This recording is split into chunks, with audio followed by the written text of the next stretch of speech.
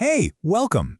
Today we're going to unlock one of the most expressive and, one of the most powerful parts of the Spanish language. We're going to move way beyond just describing the world and learn how to share how we actually feel about it. So, let's kick things off with a big question. You're probably pretty good at saying what's happening, right?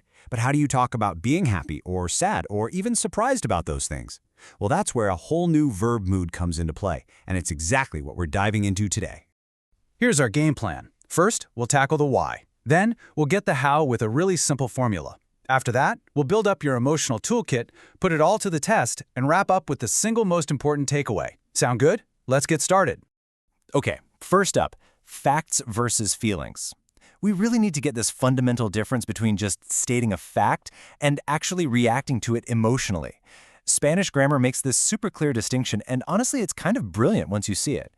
Just look at this slide for a second. On the left, with mi hermano viene, you're like a news reporter, just giving the facts. My brother is coming. Totally objective. But then look at the right. You add your feelings. Me alegra que mi hermano venga. And boom, all of a sudden reality is being filtered through your own emotions, and that's what triggers the subjunctive. Venga. See the difference? And here's the best part. You don't have to memorize a million different rules for this. There is a simple, repeatable pattern that works almost every time. Let's break down that core structure right now. This three-step formula is your golden key, I'm telling you. It's so simple. You start with your emotion phrase, how you feel. Then you add that little bridge word, que. And finally, here comes the magic. The verb that follows has to be in the subjunctive. It's predictable, it's powerful, and it's your new best friend. So you're probably asking, okay, what are these emotion phrases that kick the whole thing off? Great question. Let's stock up your conversational toolkit with some of the most common and useful triggers you're going to use all the time. You should think of these phrases like little signals or alarms. Anytime you use one of them to talk about how you feel about what someone else is doing, you can be sure that the verb coming after que is going to flip right into the subjunctive.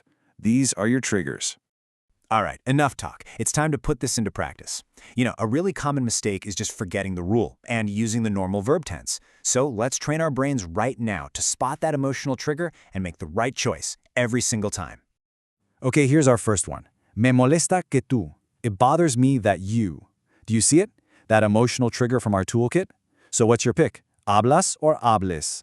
And the answer is hables. Yes! Because me molesta que is an expression of annoyance. That's a feeling, right? It's pure emotion, so it just has to trigger the subjunctive. Let's try another one. The phrase here is es una pena que, or it's a shame that. So ask yourself, am I just reporting a fact, or am I reacting with the feeling, like regret or sadness? You got it. It's puedan. It's a shame is absolutely an emotional reaction. That feeling is the key. So the subjunctive is the only way to go. Nice work!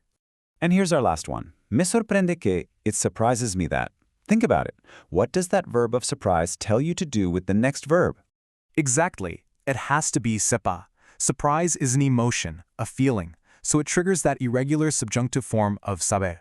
You spotted the trigger, you knew what to do. Perfect. Okay, so you've seen the rule, you've got the toolkit, and you've even practiced it.